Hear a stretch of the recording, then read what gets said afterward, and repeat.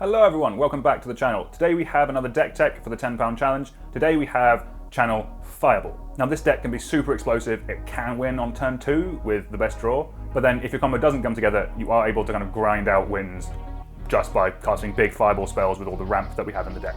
So let's get into the deck tech and I'll show you all how it works. So probably the best space to start is with the namesake cards of the deck, Channel and Fireball.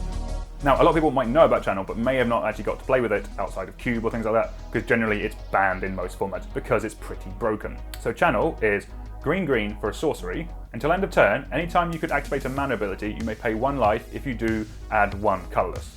Basically what this means is you can turn your life into colorless mana. So when that's combined with a card like Fireball, which lets you turn all that mana into a ton of damage, you can really blow out your opponents. As I said, turn 2 kills are possible in this deck, 3 or 4 are more achievable. So that's the title combo of the deck. Let's dive down into some more aspects of it to show you how the deck is put together. So the first part of the deck to go through is the ramp.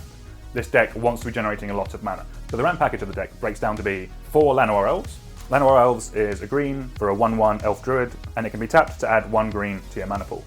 We're running 4 copies of Orcish Lumberjack, which allows you to tap and sacrifice a forest to add 3 mana in any combination of red or green to your mana pool. This card can really accelerate you, and this is the card that actually makes it possible for the turn 2 kill, which we'll get into a bit later. Running 4 copies of Rampant Growth, which is 1 green for a sorcery, search your library for a basic land, and put that card into play tapped, then shuffle your library. One of the reasons this is important is because with Orcish Lumberjack, we end up sacrificing a lot of forests, so this just helps replenish them and make sure that we can still cast our spells, basically. We're running 2 copies of Rosheen Meanderer, which is a legendary giant shaman for 3 and a Gruul. It has the ability tap, add 4 colors to your mana pool, spend this only to cast spells that contain X. Now, X is all of our Fireball equivalents, so really good in this deck. It's also a 4/4, which gets in quite a lot of damage. Rosheen is kind of our backup plan if we're running low on Fireball effects, just swing with a 4/4, that also works quite well. We're running 2 copies of Tinder Wall. Tinder Wall is a green for a plant wall. It is an 0/3 and it has Defender. The main reason we're running it, however, is it has sacrifice Tinder Wall, add red to your mana pool. You can also pay a red and sacrifice Tinder Wall, deal 2 damage to target creature it's blocking. This is really good at stopping aggro decks because it comes down early. It is an 0/3, so it blocks pretty well in the early game. Then late game, or even mid game, depending on when you have the ability to combo off, sacrifice it to get that extra bit of red mana. It basically works as a battery. In the same vein, and probably not as good, and we're mainly running this because it was cheaper, is Wild Cantor. It is a hybrid Gruul for a 1/1 for a human druid. It can be sacrificed to add 1 mana of any color to your mana pool. So this helps fix you kind of early game, and then can be sacrificed at any point later in the game just to give you that extra bit of damage, that extra point to tip you over the edge to hopefully win the game, or otherwise burn out some creatures. And then yes, of course, we are running the 4 copies of Channel. So for the Fireball effects, we're running 4 copies of the namesake Fireball.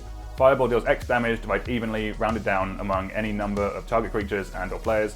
Fireball costs 1 more to cast for each target beyond the first. We're running 4 copies of Rolling Thunder, which is X red for a sorcery. Rolling Thunder deals X damage divided as you choose among any number of targets. So this is very much Fireball copy 5 to 8. We're also running 2 copies of Devil's Play. Devil's Play is X and a red for a sorcery. Devil's Play deals X damage to any target. It also has Flashback for X red.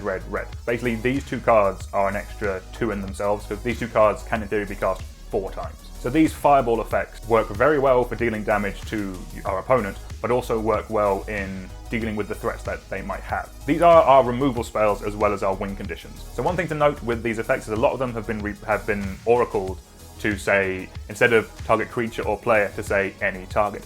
This is only really relevant if your opponent's playing Planeswalkers, which if they can get them for £10, then awesome. But there was a rule change a few years ago which affected a lot of these cards, so just something to keep in mind. The next part of our deck is the filtering. We have 4 copies of Thriller Possibility, which is 1 red for an instant. As an additional cost to cast this spell, discard a card. Draw 2 cards. We also have Faithless Looting, which is a red for a sorcery. Draw 2 cards, then discard 2 cards, and it has Flashback 2 and a red. Now these are not card draw, these are filtering. These help smooth our draws so that we're not just hitting our ramp, so that we're hitting our threats, so that we're hitting a Fireball, we're hitting a Rosheen, we're hitting a Channel. These help us get to the end point of the game, basically. These will help smooth everything out and make it nice and easy for us. These also allow you to keep less perfect hands because they're going to filter through your deck and give you the cards you need to actually win. For our mana base, running 4 copies of Rugged Highlands and 1 copy of Kazandu Refuge, which are basically the same card. These both enter the battlefield tapped, and when they enter the battlefield, you gain 1 life. They also both tap for a red and a green.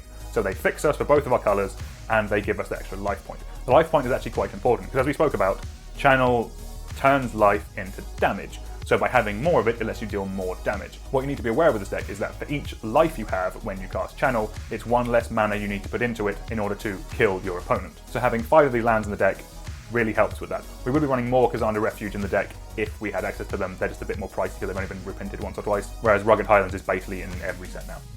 For the rest of the mana base, we're running 8 basic forests and 9 basic mountains. So those are the cards that make up the deck. And again, we do not have a sideboard because sideboards are expensive. I'll go through some of the play patterns in a moment, but let's be honest, let me show you how to kill someone on turn 2 with this deck. So on turn 1, we go Mountain, Orcish Lumberjack. On turn 2, you play a forest. We tap the forest for a green mana. We then sack it to Orcish Lumberjack to make 3 more green mana.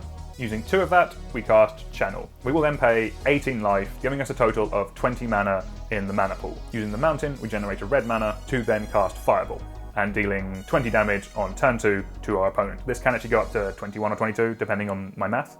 If you have a Rolling Thunder in hand, you can use the Orcish Lumberjack to filter an extra red into there and pay 1 more life to get that extra bit of damage across. That's pretty dumb for a tenner.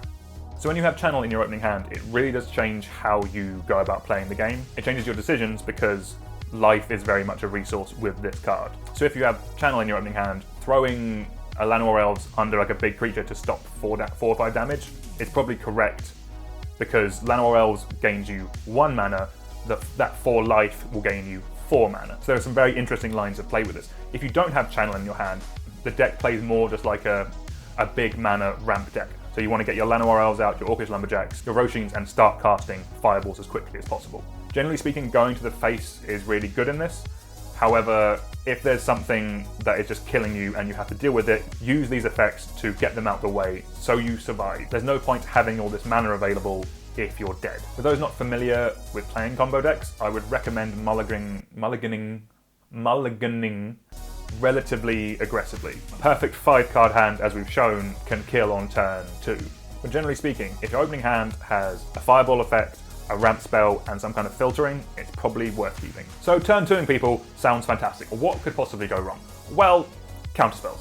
I will be honest, this deck is a bit fragile to a control style matchup. If you know your opponent has something like a miscalculation or like a power sink, something where you have to pay extra mana, you can play around that, just generate more mana than is needed. Hard counters are a bit more tricky. Original counterspell or negate really do stifle this deck. So in those kind of matchups, maybe don't go all in with the Channel plan, because they won't counter the Channel. They will wait for you to pay all that life, and then they will counter the Fireball. So you will end up on 1 life and be in a really tough spot. In those kind of matchups, consider not going as all in. Do like 2 spells a turn, that kind of thing. Try and lure them out, like play the Rosheen first, because a 4/4 will still do quite well against a control deck, that kind of thing. If when you're building this kind of deck, you can afford a Banefire, that probably gets around the issues of the counter spells. We couldn't afford a Banefire. If your opponent as well has shown their own direct damage spells, don't drop below the damage that you've seen. So if you've seen your opponent cast Lightning Bolt, don't go below 4, because you don't want to pay all your life, be ready to cast this ultimate fireball to kill them, and then they just burn you out. So keep those things in mind and play around what you think they might have. Again, that's matchup dependent, but generally speaking, against fair decks, this will just roll over them. They won't see it coming, and you should just be able to kill them from nowhere. So obviously, I was able to build this deck for less than £10. If you wanted to build this yourself, the key cards you need to pick up and then work around that are obviously the Channel, the Fireball effects, and the Ramp. I think the Fireball effects are relatively interchangeable. As I mentioned, Banefire would be a great addition for this. I'd probably cut the Devil's Play for that, because those spells can only go to 1 target, whereas Rolling Thunder and Fireball can go to multiple targets, so you can deal with a whole board. I would say the Orcish Lumberjack as well is a really good pickup for this deck, because it accelerates you more than any other card apart from Channel. I also probably wouldn't go above 3 Rosheens. I'm only running 2, but I won't go above 3 because obviously they're legendary, which means you can't have more than 1 on the board at the same time. Also, replacing the Fireball effects, you could play anything else that's big and dumb, like a big Eldrazi, whatever's cheap. Like an Ulamog's Crusher or something like that. Something big and dumb that's colourless that you can ramp into with the Channel. Obviously that then puts them at risk of creature removal, but running 1 Ulamog's Crusher instead of 1 of the Fireball effects may have actually been correct, but I like the deck as it is, and I think it's really fun to play. So that is the deck. Thank you all very much for watching. This deck will be in action in a gameplay video we have coming up. Stay tuned to the channel to see that. If you have any ideas of cards I should have put into this, or any decks you would like me to have a look at building, put it in the comments below. Like, share, subscribe, all that blah blah blah. I should probably say that at some point in this series of videos. But again, thank you all very much for watching. It's really appreciated. Take care, and we'll see you all soon. Goodbye.